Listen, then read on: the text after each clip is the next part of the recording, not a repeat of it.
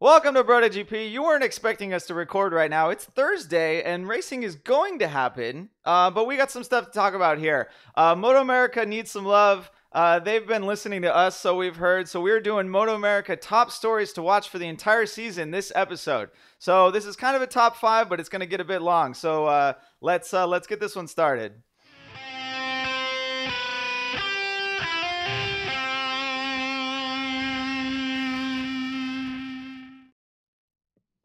First off, it's going to get a bit long. Title of Rob's sex tape. The quickest one ever.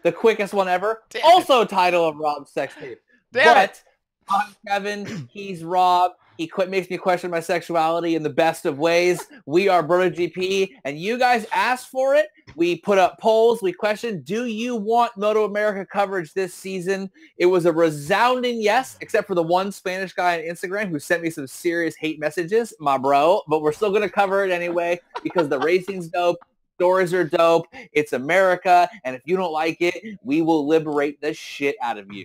That being said, we are BrotoGP, and it's time for the top reasons you should be following MotoAmerica this season. Liberate the shit out of you. I'm glad you didn't say title of Rob's sex tape for that one. But, all right, of course, this one's going on iTunes for sure. So all you people watching on YouTube, tell your friends if they want to listen to a podcast. This will be up too. This podcast is brought to you by Riders Law. Riders Law, we especially had to include them in a MotoAmerica episode because they are racing in MotoAmerica. They're for sure doing it. If you need any legal help and you're in the state of California, please give Riders Law a call. I mean, Cy was just in Chicago doing a deposition, so they get around the whole country. It's not just California.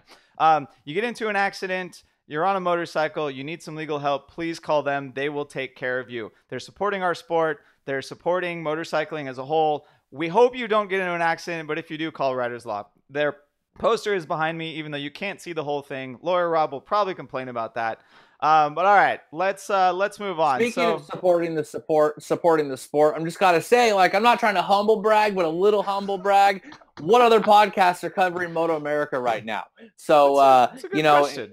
It's a good question. I think us and MotoPod got the monopoly for sure. And MotoPod and us are definitely two completely different style of podcasts. So you could listen to both for the best of both worlds. But definitely we're going to cover MotoAmerica more this season, both on the gram, on the Facebook, on our Facebook group, on the Twitter, and on our podcast. People want it. They like it. And it's on the up and up after a couple seasons not so good, but it's definitely a rising trend. The bell curve is flowing upward, and we definitely are going to jump on that and cover it, and you should too. Episodes are free on YouTube. You can watch all the races free. Like the next day, they're already up on BN USA Sports' YouTube. We link it all the time. You can catch all these races. Mm-hmm. So if you're listening to us and you think, wow, MotoAmerica sounds interesting, we should watch this, or man, I mean, it's fucking free racing, dog. If you are bored, take your phone while you're shitting and watch a race. It's the dope. I mean, if you're watching MotoAmerica... The Junior Cup races were actually live on YouTube. So if you're in the United States, you can catch them during the day. If not, they're obviously up. Because it's live on YouTube, they get recorded and posted to YouTube right away. Yeah, and actually, this was the first year that BN Sports has posted Superbike races essentially the next day. Like, I was really surprised that I got to watch them on Monday because my TV provider doesn't even offer that channel. So the Supersport races haven't come up yet. Which kind of sucks, but last year they were up by the following weekend, so I expect that we're going to be able to see them pretty soon. But yeah, I mean, BN Sports is really helping out. All of you guys who talk about, the MotoGP subscription is too expensive, or they charge me full price the day after the Valencia. I mean, that's true. It is expensive, but it's worth it. Is World Superbike's pass worth it? I'm not sure. But the cool thing is, you don't even have to fucking pay for it. You don't have to question whether it's worth it. You can, for free, watch hella fast dudes on hella fast bikes fly around America, all the different circuits. You can't ask for a better deal. It's just free 99, son. It's as good of a deal as this podcast. Yeah, so speaking of hella fast dudes, let's actually start talking about them. And maybe not dudes. Our first top story, number 5 on the list, is Hayden Gillim in MotoAmerica Supersport. So I'm actually doing something fancy with the podcast this time, and I got some picture in picture here. So we got a picture of Hayden Gillim on the podium. Boom. So Hayden Gillim was in Superstock 1000 last year. He was the man in a van with a plan, or maybe it was the man in a van, maybe the man with a plan in a van. But essentially was a privateer in the Superstock 1000 class, getting a lot of coverage. And this year he has moved over to the Ridiculous Racing team and is teammates to the Superstock 600 champion from last year, Jason Aguilar. And we weren't like, there were a bunch of rule changes for Supersport. They brought the spec down. Graves Yamaha they moved from a 2-bike team with Gerloff and Beach to a 1-bike team with just Beach. Valentin DeBees got injured at Daytona early in the season, not actually racing in MotoAmerica, so he wasn't at this race. So everyone was wondering, is fucking JD Beach going to walk away with the title? And after round 1, they're tied. JD Beach and Hayden Gillim are tied. Yeah, exactly. So, honestly, I was very surprised. Like, we know that everyone in Superstock 1000 and in Superbike are very talented racers, but I thought that Gerloff and Beach were kind of a step ahead of the entire field and just were, like, kind of like Keenan Safoglu in World Supersport. Right.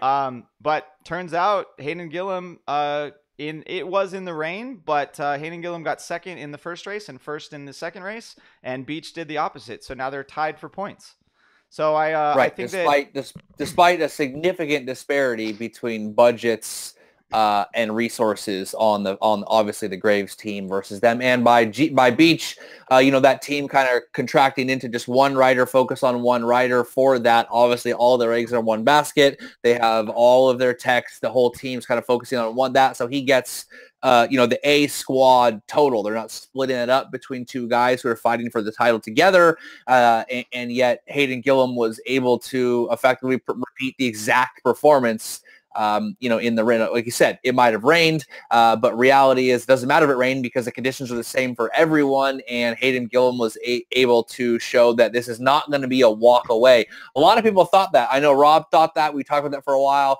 Rob was a big proponent of Gerloff moving up within the factory squad.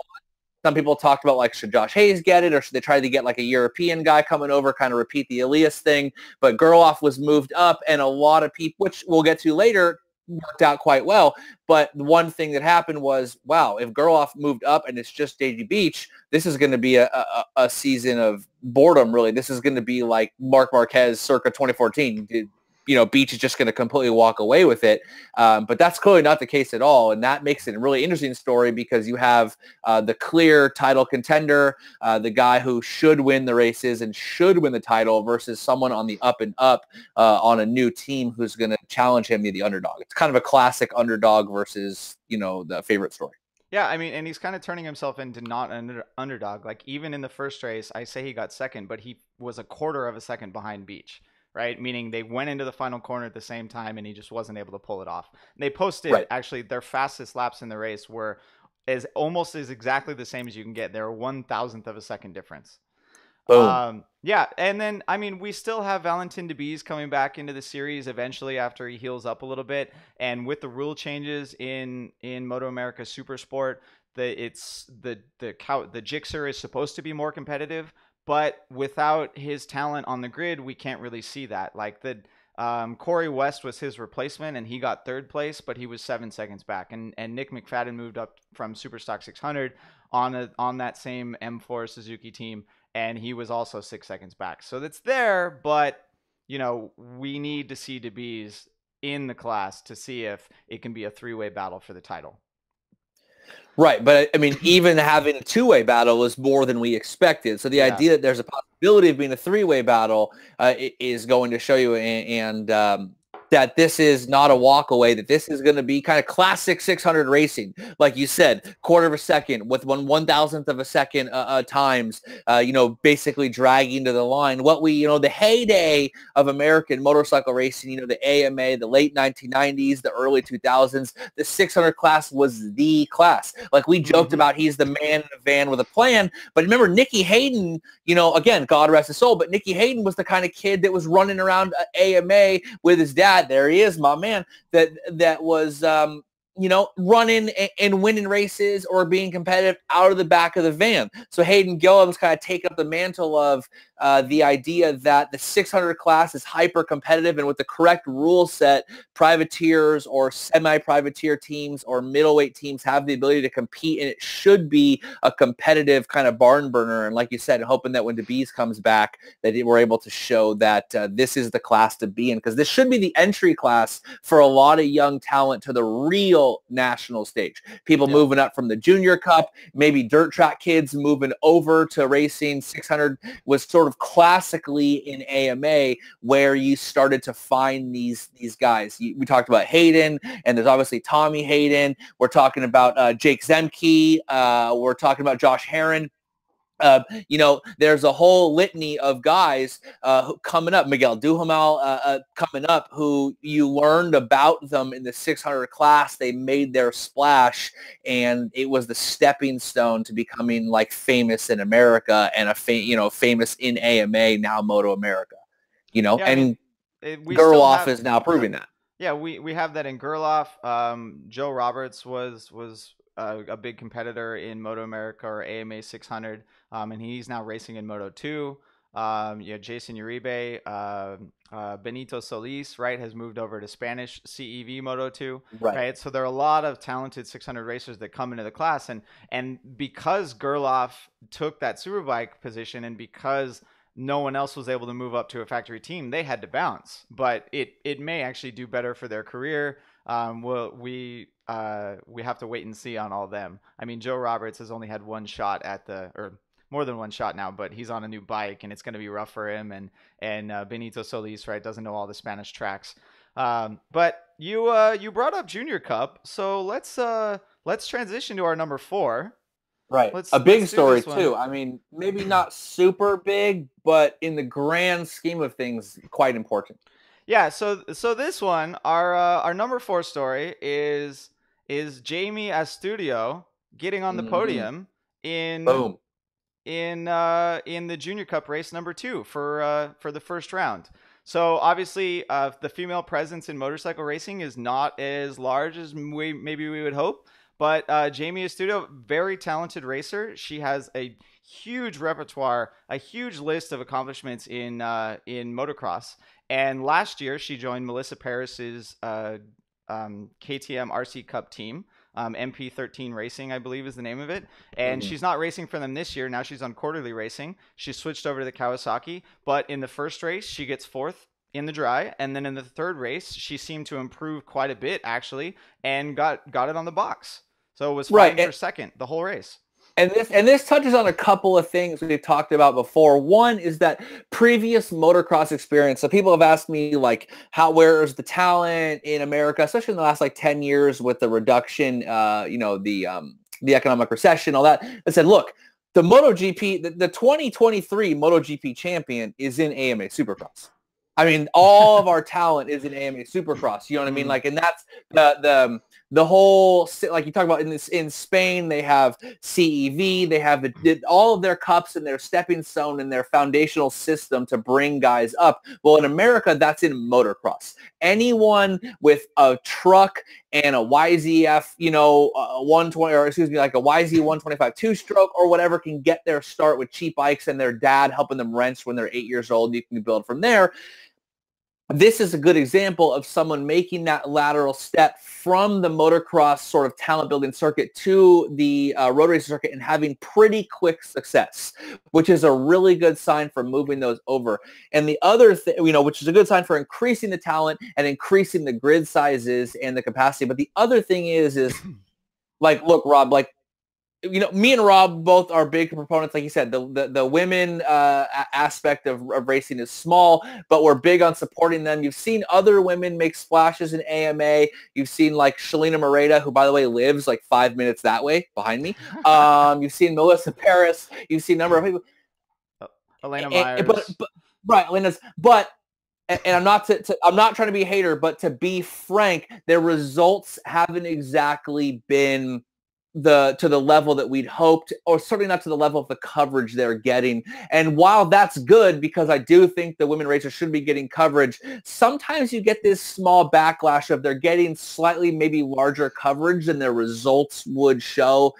And what we've seen now is is this hyper competitive girl transitioning from motocross, I mean, a meat grinder of a series to be racing in, transitioning to MotoAmerica, having very good success, and taking it to the guys, getting on the podium in hyper competitive classes, and really taking that next step. So the pathway that some of the previous girls we've mentioned, they blazed for girls, and like we said, Shalina, Melissa, and Elena, all these girls from this area too, is oddly enough, from California, are able to kind of blaze that path to normalize it, get it started, get it people used to it, and then here she comes, boom, podium, second race, fights for the podium in her first race. I'm looking for big things, and I'm super stoked on it because I think it opens up a pretty big world. Because women's motocross is huge. Yeah, I mean, and last year she got 18th in the championship in her rookie season. So this dramatic improvement, right, from one season to the next, just shows me that she's working really hard. I mean, she's only 17 years old, right? We're talking about very young racers here in the Junior Cup. I'm pretty sure there's an upper age limit of like 24 on this class. Right. But that's the whole point of Junior Cup, is to foster talent, get them racing in a very competitive environment. I mean, we know that these little bikes, it's just like Moto3, right? It's just like the KTM RC There's Cup nothing between them. Yeah, there's very little between them. I mean, there is a little bit more between them this year, and I don't want to go too technical, but MotoAmerica does have the ability to change the there's a balancing act between the motorcycles, right? The R3, there are a bunch of them from Graves produced a bunch of R3s. Riders Law actually has one racer on a Graves R3 this year, and the R3 is 321 cc's, a two-cylinder. The Ninja 300 is 290 cc's. The Kawasaki just put out a 400cc motorcycle. And then KTM just dropped a $25,000 Junior Cup bike in their KTM RC390R. Right? They did that's exactly what they did in Moto3, right? They right. Honda built a bike that was like for the spirit of the rules, i.e. it wasn't that expensive, and KTM was like, screw this. We're going to make a $100,000 motorcycle. They made a bike and sold it at a huge loss. Yeah. And at this point, I'm pretty sure there are only two KTM RC390Rs on the grid, and I don't think anyone can buy another one. Like, at least they won't be able to get it right now, which is the main problem. Whereas, and then the Kawasaki 400 also came out kind of late. It came out after the R3 because that's been out for a year or two. And so there aren't many racing on them. And it was very obvious that the Kawasaki had a horsepower, kind of a grunt advantage out of the corners. I'm sure that aided Jamie in her podium battle there. But at the same time, I mean, she was on the podium with a KTM and another Kawasaki. So it's not like she had it all to herself. No, I mean, it was a legitimately earned podium, in the race, in the wet. Like you said, maybe in the wet, it reduced some of those advantages a little bit, and it really comes down to who's managing that well. And that plays into the hand. You put a dirt track rider, motocross rider on a street bike in the wet, and they are going to do some damage on people. And actually, I think that's a very good point. Yeah, because she has all that dirt experience, right? It could be in her favor. I mean, and she still got fourth in the dry, right? We can't. Right, yeah, this wasn't like a Karadim Mumpawi situation where in the wet suddenly she's dominating because she rides motocross, right? This was she was competitive in the dry. She's made a clearly huge leap forward, and then when conditions favor her, she takes advantage. That's motorsport. Look, motorsport is taking advantage of the machinery you have, the team you have, and the conditions you're riding in. Everyone has ups and downs in all of those things. Everyone has a bike that handles a little better and is low in horsepower, or has more horsepower, doesn't handle a little better, or maybe they're getting more factory support or less factory support, or their skill set favors tracks that go clockwise or counterclockwise. The reality is, the people who do the best in motorsport are who take advantage of those and minimize their disadvantages, and that's exactly what she did this weekend. And, to see, a young teenage girl on the podium, a competitive as all hell, I think is great for the series, great for the modern climate. And I'm super stoked to see not just this class, but to see the fact that the class might have, competitive females in it. I think it can potentially open the gates for more. Yeah, and I mean the whole reason why we're going to continue to talk about the RC Cup 2 is we strongly believe that this is where we build MotoAmerica up into a successful series, right? Right. MotoGP is successful in part because most of the racers, you know them from 125 or from Moto 3, right? You learn to We follow grew up them with as these guys. fans. Yeah, you grew up with them. So keep watching Ashton Yates, keep watching Jamie Astudillo, keep watching Alex Dumas and Corey Ventura in the Junior Cup as they get podiums, as they win races. And then when they move it up to 600s, you can root for them there too. And then when they move up to Superbikes, you can root for them as well. So yeah, keep watching this series.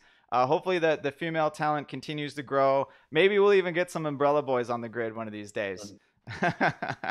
Don't even get me started on Umbrella Peoples. But, and like we said, most of these races are free. You can watch these races free and live.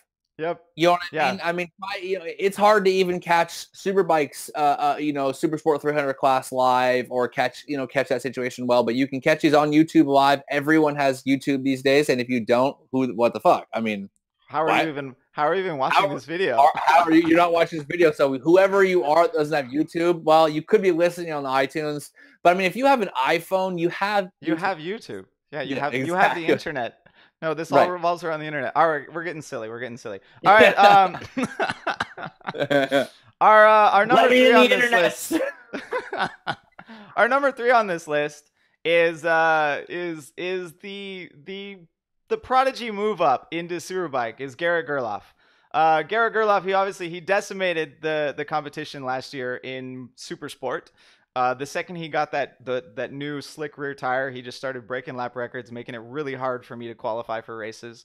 Can you tell that I'm going to bring it up every single time we talk about him? Whatever. All that happened is that Laguna, you won the LCQ. Me and Everett showed up, and they're just fucking your name is on it. And we were like, let's get drunk and chant for Rob. This is going to be dope. We get it right. No, for real. We park in the lot. We're walking down, and the race starts, and it's just fucking Rob this, Rob that, Robert Pierce, Rob that, Ryder's Law. What's up? Like, literally just blaring with stickers. I'm telling you right now, Rob, I think you gotta be crazy like a fox. It might be good that you get that LCQ and then you dominate those fucking 50-year-old scrubs who shouldn't even be there anyway. Rob gets in the main show and he gets hella extra coverage. Oh man, you're right. I probably shouldn't complain that much, but it's not going to happen this next year because now there is no LCQ. But no, back on topic. Back to Garrett Gerloff. Garrett Gerloff is number 31. I accidentally also took that number for Supersport, so I now share the same number as Garrett Gerloff. That'll happen later this season. Great minds. Great. Yeah, is that what it is, right? Great minds think alike? Yeah, exactly. So a little history on this one, guys. Garrett Gerloff, like he won, and then after this season, Josh Hayes, former champion, Yamaha rider for years, decided to call it quits, and there was some talk on who should move up, right? What's that? Decided to call it quits. Decided. Right, yeah, exactly. Was told to quit like I was at Kmart when I was 16 because I was stealing Pepsis every day. But you should quit. Right. But so Josh Hayes moves up, and then there's some talk. Who should take this Yamaha seat, right? And Rob, to his credit, was one of the few people that was like, no. Garrett Gerloff needs to move up. We need to build this talent. We need to take the homegrown guy, move him from the Supersport team to the factory Superbike team. Like, that's how it's supposed to go. Some people were saying Josh Herrin should go, and we'll get into why maybe it was actually better that he didn't.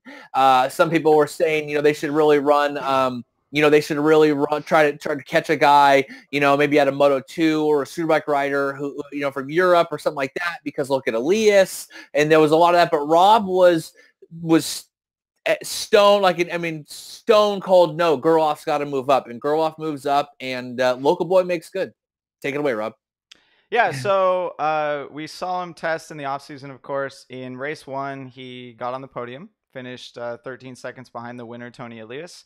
A lot of people say that on the podium. A lot of people say that Cambogia crashed out, Roger Hayden crashed out, so maybe Gerloff, Gerloff probably would have been battling both of them for the podium. But a good showing for his first race. Second race in the pouring rain, right? Things don't go so well. Gerloff crashes and ends up remounting and getting 9th. Actually, ninth was dead last, but don't tell anyone Right. that there are only 9 finishers in that race. It was pouring rain, and that track is it looked a little treacherous. There's some tight chicanes there. You got to watch out for the mud. Everyone was getting a little greedy on the throttle out of the slow corners. It's really easy to high side yourself. Definitely some legit standing water in those races. You know, if you watch the highlights, and we'll post some highlights on the Instagram too, to kind of show you guys some stuff. But like serious standing water, you can watch Toni Elias make that move at the end, and you're just like, oh God, you know, like heart is in my throat, so to speak. Like watching that, that was gangster. Just to finish that race is legit. Yeah, I mean they shortened it by I think by 2 laps or so, but that didn't matter. I mean all these racers are very very talented, and for a bunch of them to not finish kind of shows you what was going down with the conditions. But a good showing out of Garrett Gerloff for his first round. I mean, in the tests in winter, he was actually ahead of his teammate Cambobia, and he led, I think, 2 or 3 days of the tests in the winter. And that was great to see. And there was always that question, right? You move up from a 600 to a Superbike. You may be on the best possible team, but are you absolutely certain that someone is going to be able to transition their riding style from 600 to 1000? I mean, right, like seen, you made the reference, you made the reference earlier on about Keenan in Supersport. It just, I didn't mean to interrupt you, but just a classic example of, are we sure? It is somewhat of a gamble. Can this kid make the move? And there has been plenty of people who couldn't really make the move. Jake Zemke is a good example of someone in the past who he ended up getting a Superbike win, but he never really stepped up from 600 or Formula Extreme in the way that people expected him to do. It's not the easiest move up, and just because you can ride a 600 fast on the track doesn't necessarily mean you can ride a Superbike. I remember, club racing days, track days and days, I know guys who are slower on Superbikes than they are on 600s because they're harder to ride fast. Yep. Yeah, I mean, it's funny though, guys that start on Superbikes or guys that start out on leader bikes, they'll like do a bunch of track days on leader bikes, and then they have to switch to the 600, and they're like, oh, this is impossible. I can't go fast on this bike because it can be more work. There's more shifting. You got to like rev the bike out more, but that's at track day pace, right? At race pace, a full on Superbike, one of my previous competitors in club racing and in a few MotoAmerica events, he switched to leader bikes and for club racing. And I was talking to him the other day about his setup, and we used to run very similar spring rates because we're similar weighted guys. And he was doing a spring change, and he went up from our normal 925 front springs to 110. So a massive change, because that's what you got to do to ride a Superbike fast. You got to brake super hard in the corner to slow that bike down, and then you got to fire it out of the corner. I mean, there are a litany of changes that riders have to make to their riding style to get the pace back and to be fast and competitive on a Superbike. And it's good to see Garrett Gerloff doing that. I mean, we need young talent in the Superbike class. We need someone to be able to challenge Toni and Cameron and Roger and Scholtz. And the more people that we have battling for wins, the better it is for us. I mean, we had Josh Hayes and he retired. Go ahead. I wanted to make one point. So like 20 minutes ago, I said there's only like one other podcast cover MotoAmerica, blah, blah, blah, blah, blah. There's like 2. Well, guess what, motherfuckers? There's only one podcast that's covering MotoAmerica that has a fucking dude who races it. Be careful. They're going to go find someone too.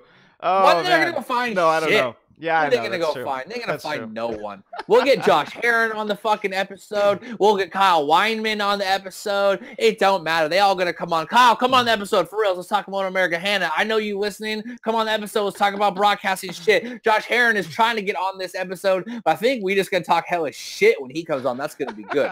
So we're going to have them on, all y'all on. Let's do this. Greg White too. Come on. We need you. Yeah, Greg, what the hell? Man, I've been watching you for like 20 fucking years, and you got to come on one of these days. He looks exactly the same as he did 15, 20 years ago. I feel like he's not aging. His head for 2 decades.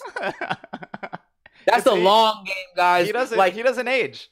He doesn't age. Like, that's the long game. When you know your hairline's starting to recede a little bit, or you got an older brother whose hairline is receding a little bit, and you're like, fuck, I got to start doing this now, right? Like, so at like 28, dude just started straight bicking it, son. Just shaklack, shaklack, shaklack. And now he's like 40, and you're like, fucker, dude looks exactly the same. Fuck. Dude, we can't talk about hair loss here. It just, no, don't, knock on wood. Knock on wood. You No. can't talk about Herrin. Okay, first of all, guys, look at that luxurious mane that he has. Rob, take it out for us. Take it out for the people. Are you sure? You told me to put it in the man bun. All right, we're getting off topic here. Should we? That's okay. I'll take it out a little bit. All right, everyone. Yeah, watch out for Garrett Gerloff. He's going to do more things this year, which is great to see. I mean, there are other Superbike competitors, but I'm excited to watch Garrett get his first win this season. I'm excited to see him like just straight up poon Toni Elias and Cam. I mean, Cam choked in this first race. He Bigly in the first race. It was he choked in the first race. So he ended up getting 9th position because he remounted and could come through the field. He beat Josh Herrin, but we will get to that shortly. And then in the second race, he got 2nd place. So and battling out in the rain, and Tony's pass up the inside of the first corner, like drifting or backing it in the rain at like 102. Yeah, insane. I should have had a clip for that, but I didn't have time for that one. We had a clip. I would download it and send it to Rob, and he said, "Now we're good." I just want to point that out. Oh man! All right, moving on to our number 2. Real quick, Garrett Gerloff, the first example of a 600 guy moving up. This is the new era of MotoAmerica. It's one of the main reasons we're covering this and telling you guys to get in on this on the ground floor. Okay, this isn't the shitty-ass DMG days where they were trying to throw races, black flag Matt Mladen, find him, make sure Speeds wins or not. 2008, like all that. No. That all that shit is past, guys. If you were used to follow AMA, because back in the day, everyone followed AMA. Shit was the bee's knees, son. You know what I'm saying? Like 90s. Everyone, the 90s, not even the 90s, man. 2005, 2006 was legit. You had Neil Hogston on the factory Ducati. You had Eric Bostrom. You had James Ellison on the Corona bike. You had Mladen, and you had Speeds. You had Zemke. It was dope. And then, shit happened. It was dark days. We don't talk about those days. But it's new day. It's a new era. You know what I'm saying? And it's really good. The last couple seasons have been getting steadily better and better and better. And this is the time that you should get in on watching this, guys. I mean, and the racing has generally always been good. There's been some solid racing constantly, but the exposure, the media coverage, being able to actually watch the races, solid, right?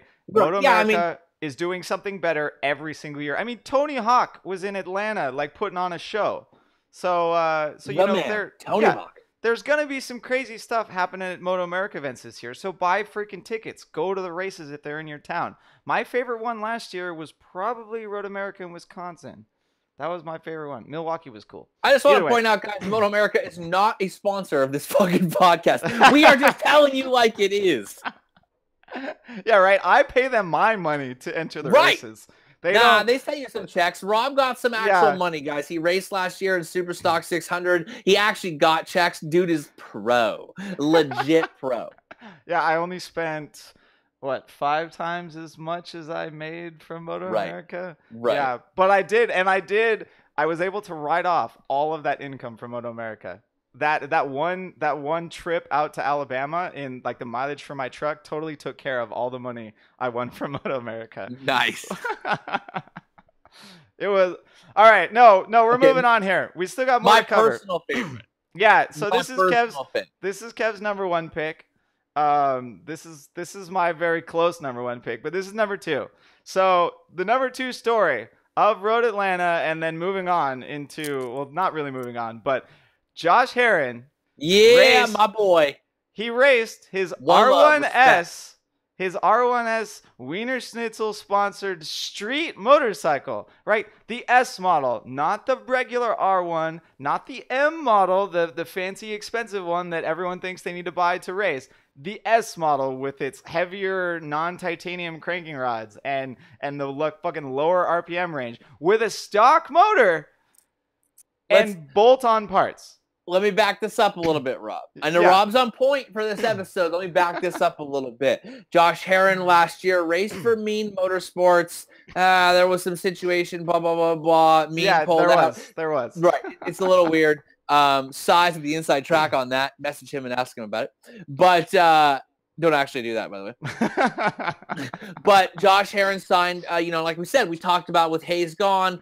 Josh had that funny logo, Make Herrin Factory again, all that stuff. Which he did, right? The last 2 rounds with Cameron Beaubier and the shoulder injury, Josh Herrin did sub for him at the end of the 2017 season.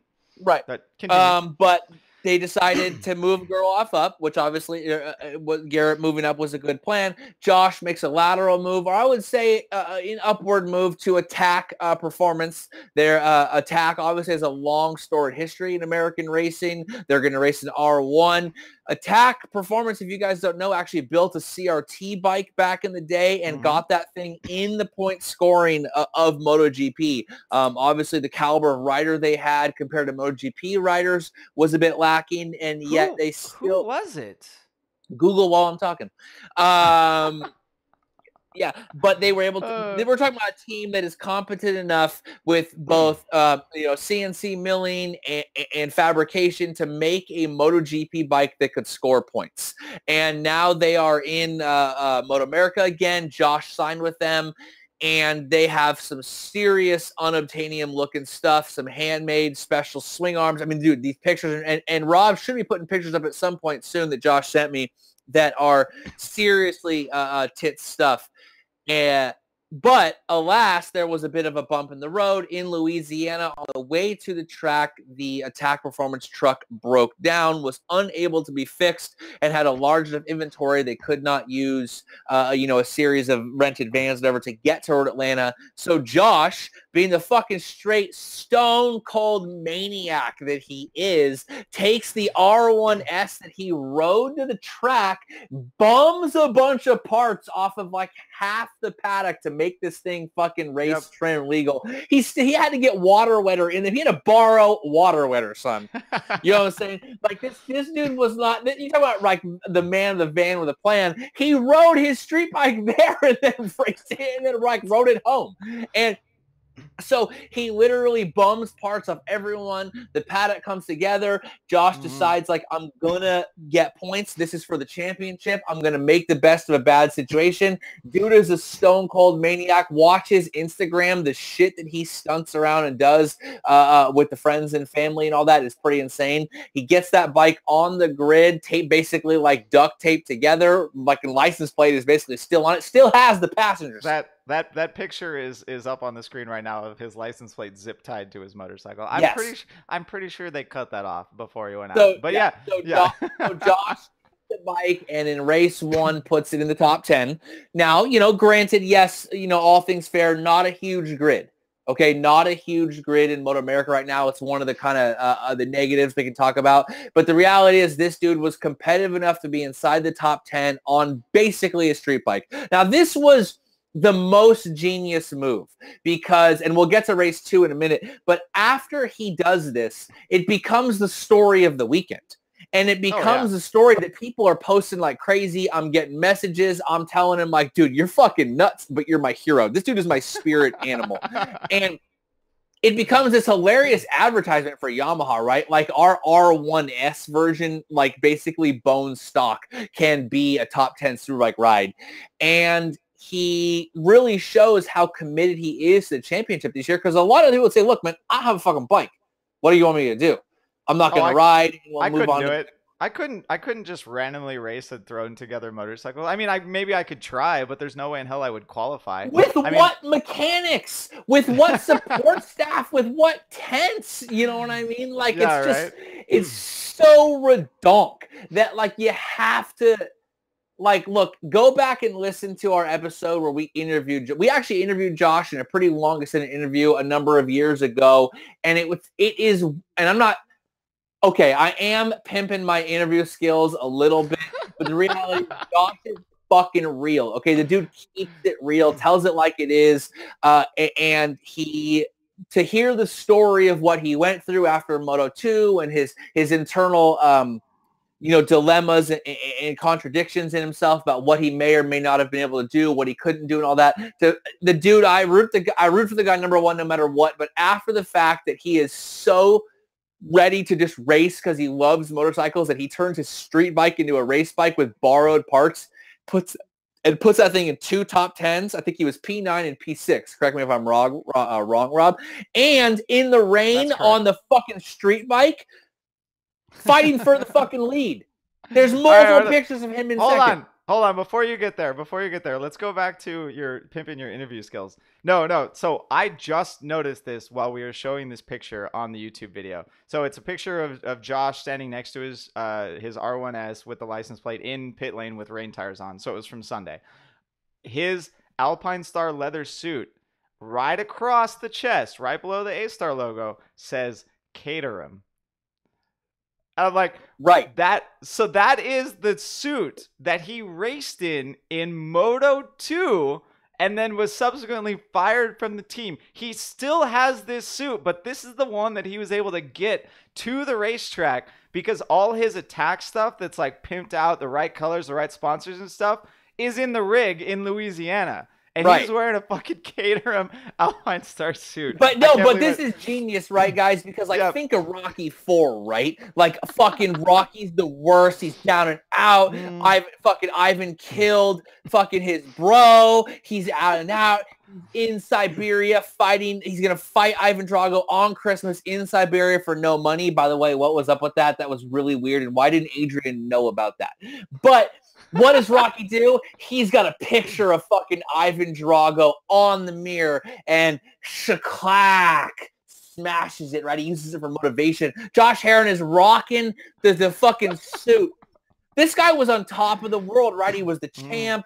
He was, he was on top of the world. He took a chance that tons of other riders never took or maybe didn't want to take, and he goes to the meat grinder class, and it does not work out for a variety of reasons. Some his fault, some not his fault, some the team's fault, a lot the team's fault, literally stealing his parts and giving them to Johan Zarco. Which is bullshit. Listen to the interview if you want to hear that fucking bombshell. But what does this guy do? He rocks the leathers from what is the personification of the worst time in his career. And he puts that thing in P6 in race 2. What the fuck is going on? He's running at the front at one point on a street bike. It's all right, I got some video of that too. Here we go. Fucking mental. Are you watching him in the rain? That's a street bike, son. Like, we all make fun of those guys who ride their bike to the track day. Like, what happens if you crash? What happens if you're done? That dude would have had an Uber home, bro. Good thing he lives kind of close to that track. You can't call an Uber truck to pick up your fucking wrecked bike. Oh, man. Actually, you probably could. We should start that Uber if it doesn't already exist. Start that Uber. No, let's so here's a picture of his new attack motorcycle. It looks amazing. Got a really fancy gas tank there. It looks like a real superbike. Like the unobtainium parts that Kev was talking about. There's a custom billet oil pan that we've seen on Instagram and a custom billet swing arm. Like they've gone full Superbike on this thing as much as possible. The gas tank is a very weird shape. If you're watching the video right now, that thing that's just above the right rear set that says APR on it, that's Attack Performance Racing, of course. That's part of the gas tank, and then it extends into the seat, and they try really hard with a full-blown Superbike to get the weight bias and to get the mass centralization exactly where they want it so they can run the best possible lap times. So Attack Performance is going full out on this. Unfortunately, the thing that they thought was never going to break, their rig, didn't make it to the track. So it put Josh in this predicament. And this predicament is we just gave you the whole background of this predicament, not just because we want you to watch the race, but because what is this podcast? This is the reasons you should watch MotoGP, or excuse me, MotoAmerica this year. All you idiots are watching MotoGP anyway. There might be 1 or 2 reasons why you should watch that series. But the reason why is twofold. Look what Josh was able to do on basically a glorified street bike. He was able to put it up. Now, look at these pictures that Rob is posting right now. I'm not sure where they are in the video. Look at the pictures on Instagram. We're going to try and get Josh to send me some more pictures, some up-close stuff, and realize we're talking about a seriously trick bike. Okay, Attack Performance is going all out. They are custom making parts. This is the team that is able to make a street bike motored engine good enough to score points in MotoGP, okay? This team is full on behind Josh and building like the sickest. This thing is borderline more trick than the fucking Graves Yamahas. If you look at some of this stuff, it's wild. And so this is when I said that I was actually glad that Rob was right and that Gerloff went, because Josh is the nutty kind of kid that we need on a bike like this. And Josh is the nutty guy. I actually want Josh on this because I don't want him constricted as a person by the limitations of representing an entire factory. This dude is so uncensored, both on his Instagram and his Twitter and stuff like that. It's fucking hilarious. And he is the, like, I made a joke like Elias is the champ and Scholtz is the challenger and Gerloff is the rookie and Josh is the fucking wild card. He's the joker. What you want to look for is this dude to bring it to the factories and punk the factories this year on more than one occasion. It's gonna happen. No question. It is my shoo-in of the episode. I called it before the race when we heard about the whole fiasco that his motor and the electronics were probably worth 2 to 3 seconds. And 3 seconds was actually the magic number. Pretty much that's where he was able to run in the dry, even in the first practice session. I think by the 5th lap of him being on that bike on the track, right, he borrowed forks, he borrowed a shock, he borrowed bodywork from different teams. And they just put that motorcycle together. Like, obviously, there are plenty of people around the paddock that know how to set up an R1.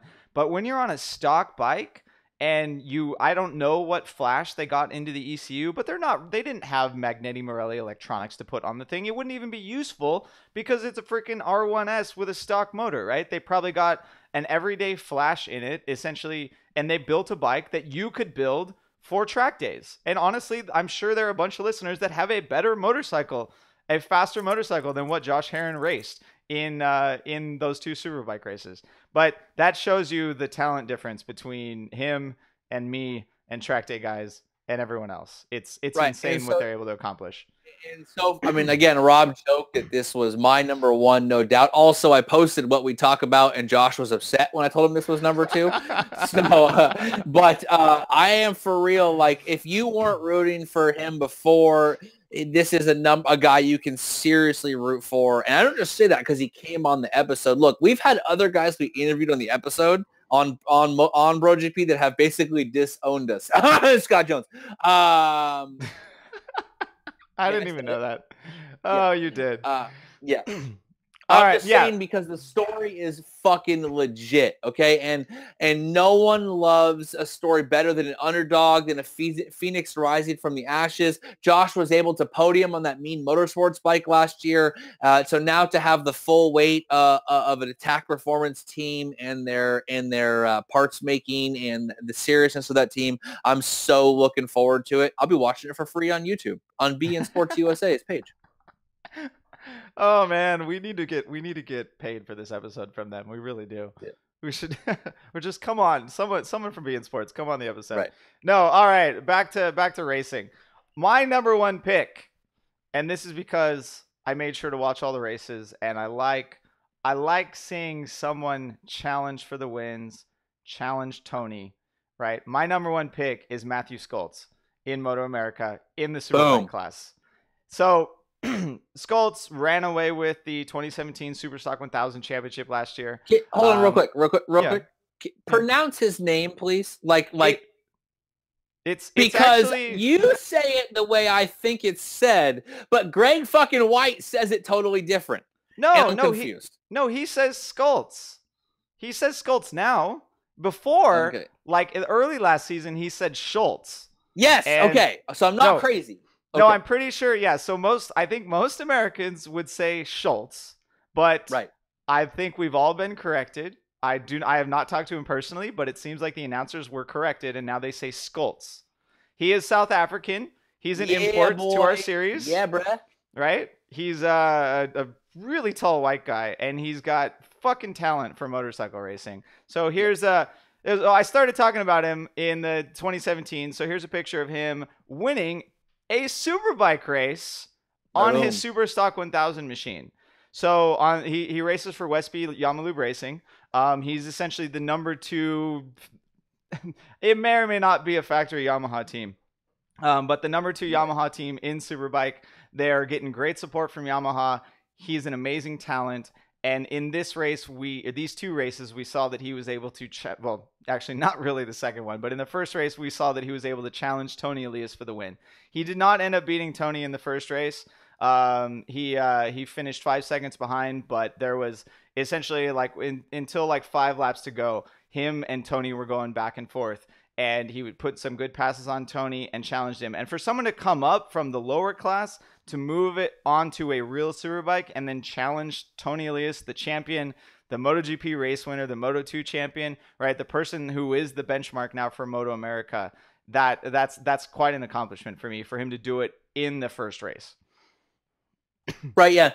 I'm a big fan for a couple of reasons. One, this is a Superbike rider from South Africa. I'm big on Africa, if y'all don't know.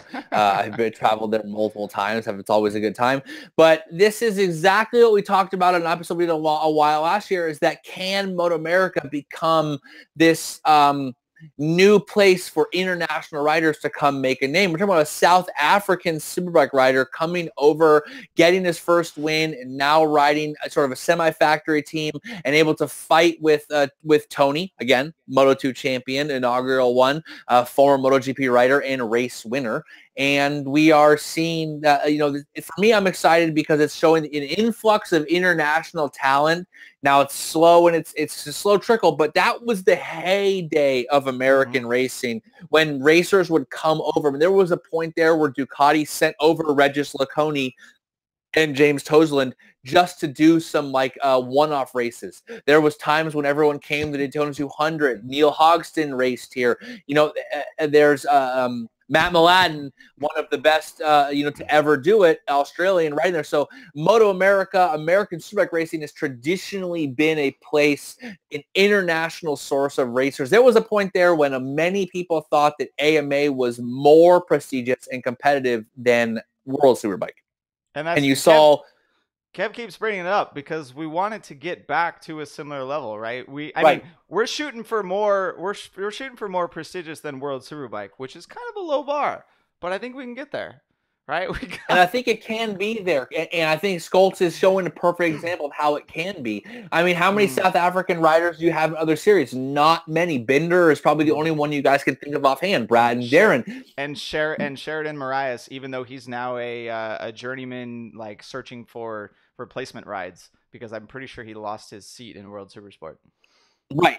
Yeah. So the point being that if America can prove to people, look, we've talked about this in MotoGP a number of times. Look at Spain and their farm system. Look at what VR46 crew and look at what the Italian Federation are doing. Look at the British Talent Cup.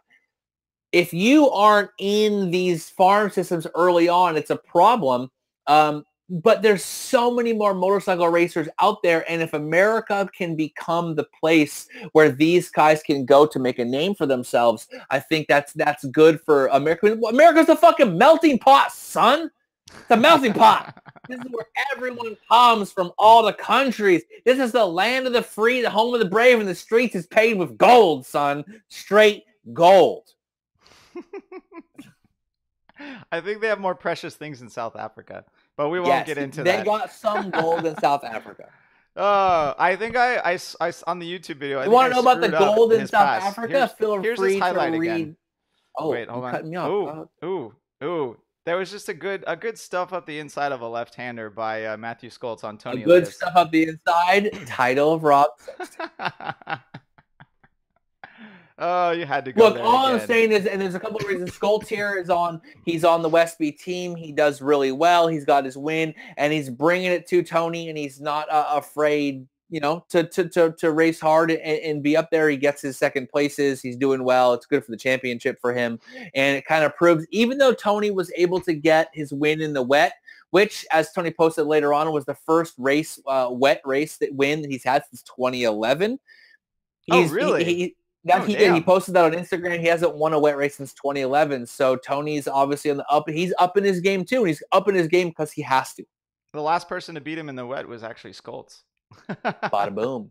Last year. No, I mean, even in the wet race, right? Scholtz went down, but or wait, did he go down or did he just get pushed off track? No, he got pushed off track when Jake Lewis and Dave Anthony went down. But even with that, he managed to finish the race only 18 seconds behind and still get on the podium. I mean, so the title challenge is still there.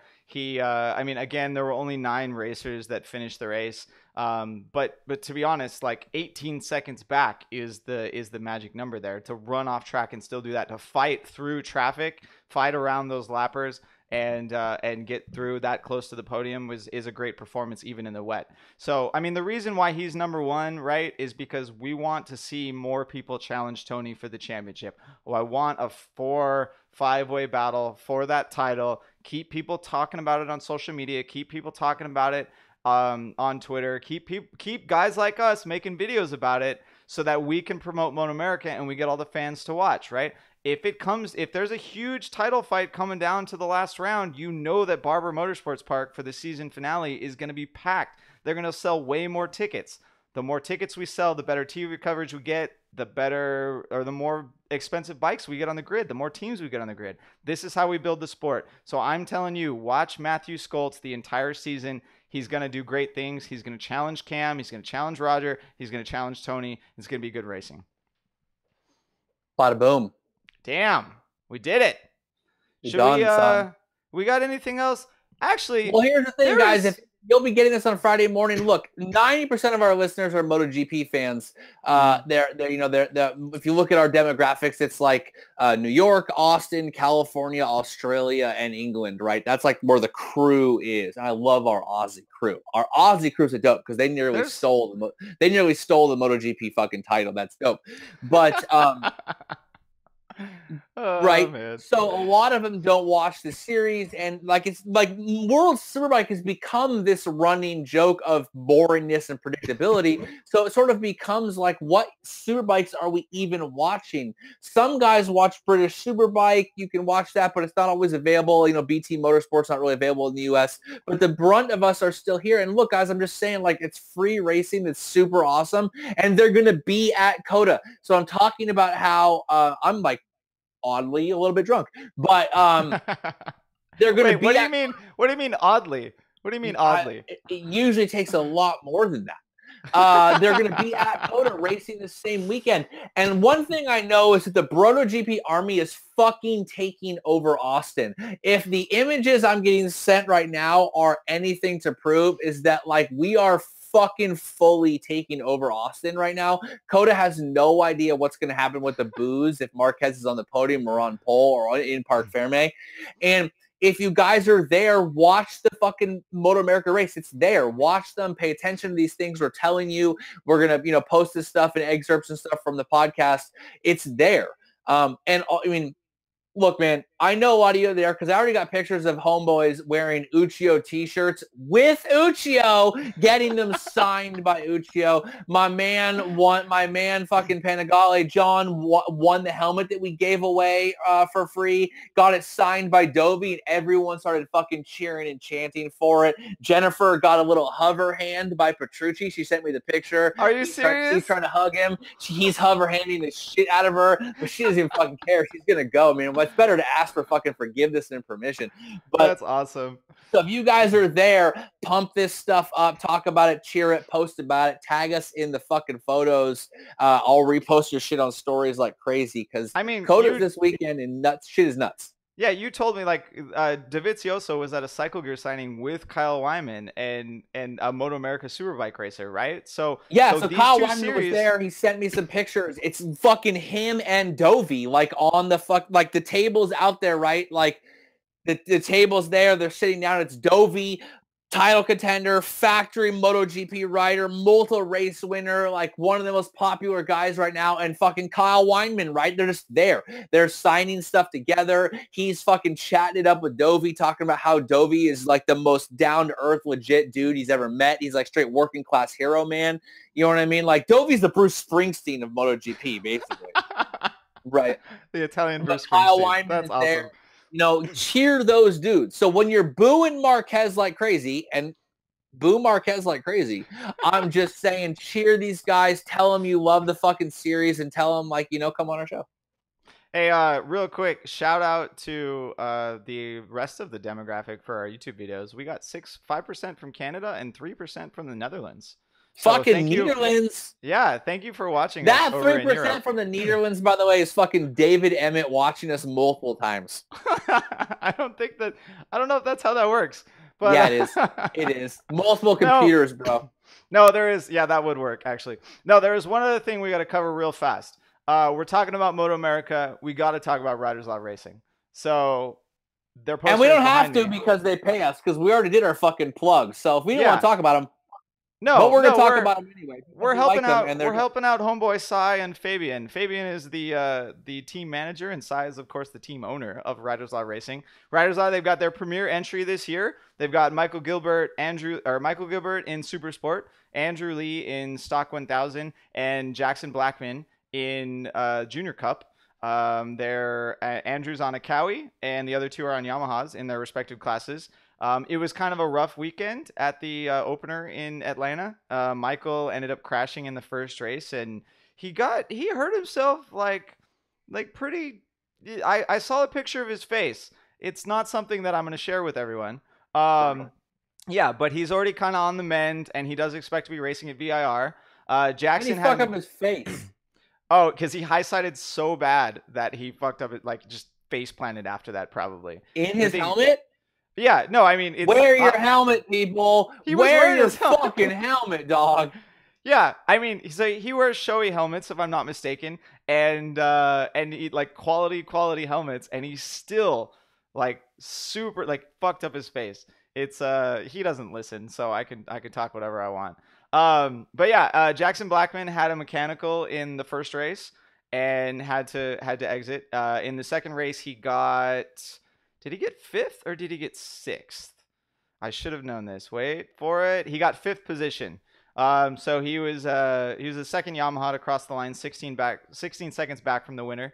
But a solid performance, right? We kind of expecting or hoping that Jackson is going to be able to fight for wins this year. Any rule changes, rev limit changes for the class are really going to affect that, but expect him to do great things. And then Andrew Lee ended up bringing it home in second. In the Stock 1000 class. So really solid outing by him, and watch him for race wins later this season. So, I mean, obviously you could have watched Jackson Blackman on YouTube Live, and you can go check him out now. The Supersport races with Michael, and I don't know if Michael's crash is on the footage, but if it is, we'll be able to see it soon. And then the Stock 1000 class, I'm not sure if that'll be broadcasted, but if you're at the track, if you're at a MotoAmerica event, give Riders Law Racing a shout out. Please cheer them on while they're racing. And hopefully you'll see me for the West Coast rounds. One guy fucking wants to know, Rob. I need to know, okay? Like, yeah. I made this stone cold fucking bold face claim that we got the guy racing, and one guy on Instagram is like, "Yo, when's Rob racing?" When I made a mention of like covering this shit. Well, so give us the deets, Rob. When are you fucking racing MotoAmerica? All right, my first event is Laguna, which is in June this year. Let me find the list. Yeah, so Laguna is June 21st through the 24th. Or sorry, that's the Thursday through the Sunday. But I get one race there. And they changed the qualifying cutoff. Last year it was 107% to JD Beach or whoever, or Gerloff last year. Now it's 108%. And given that last year I missed out by like 0.02 seconds. So I should have no problem this year, and we'll go faster because I finally get slick tires. So I got Laguna in June. Then I got Miller Motorsports Park in Utah in July. Then Sonoma, California in August. And then where it's going to go down, son. Sonoma's where it's going to go down, because here's why, guys. Sonoma is, let's see, which direction am I? Sonoma, can you see me, is like 15 minutes that way from my house. I drive next to Sonoma Raceway every single day. We could almost connect to your Wi-Fi from the track. We could steal their Wi-Fi. We're going to steal their Wi-Fi. We're going to give Kev the YouTube Live access, and Dennis. Hopefully Dennis will be there to keep tabs on Kev, and some shit will go down. So we'll be doing some live sessions probably from these California tracks wherever they're at. Yes. And you'll be able to see what it's like in the life of like a full-on privateer in MotoAmerica. This time in fucking Laguna, I'm bringing a mobile hotspot with me, so 18 needs to fuck me again. Yeah, it was bad. Hopefully they installed like 3 more cell towers. No, Right. and my final event of the season is going to be the finale at Barber Motorsports track, because that track is amazing. It's totally worth the like 3,000 miles of driving that I had to do, and then And no the more than giant that. ants on the side of the track. Yeah, the giant ant. It's a spider. It's a spider. Is it? It's Okay. called Charlotte's Web Corner, I think. All right. No, and then the following day we go to the award ceremony for the end of the year, Bada boom. right? So yeah. So I'm Which sorry, I, everyone. by the way, should have a press pass to. By then, I want a press pass. Look, I know who's listening to this part. I won't say names, but I know you're out there. How hard is a press pass for me gotta be? Like, For Sonoma. Look, I won't be alternate Kev. I'll be subdued Kev. I'll just make little dry jokes at the side of my corner, side of my mouth. No, And get me the fucking it's press pass. Either Artist Kev or Serious Kev or even a new one from today, Audible Kev, will Audible show Kev. up. Yeah. So yeah. Jiu-Jitsu Kev with a black eye and cauliflower ear at 6'1", 208 pounds show up and demand his press pass. I don't know if that'll go down. I don't know if they'll go down. All right. I don't know if that will go down. Title of Rob Sextape. Perfect. All right. I'm rounding this one out. Let's what is it? It's Thursday right now. We've got MotoGP at Coda. We've got MotoAmerica at Coda, and we've got World Superbike at Assen this weekend. And fucking Le Mans, dog. A wee. Really? Damn. Fuck yeah. Wait, World Endurance? Hell yeah. Oh, so more people are gonna watch that than the World Superbike race at Assen? Yup. Why the hell did Dorna and the FIM put the World Superbike race on the same weekend as all this other shit? No one's going to watch it. No, More people will watch MotoAmerica, straight up. Yeah. American fans, make that happen. More people watch MotoAmerica than World Superbike this weekend. I mean, just make it happen right now. In the comment section of YouTube wrote, "I'm here because of BrotoGP." Straight up. Say it. Damn. That'd be awesome. Yeah. So we got a ton of racing to watch. We will record again next Tuesday, and you will catch us on the podcast and YouTube next Wednesday. Like, share, and subscribe this video. Please tell all your friends. Let's make BrotoGP so big that Kev can get a press pass at Sonoma. All right, everyone. Thanks for listening. Peace. Oh, yeah.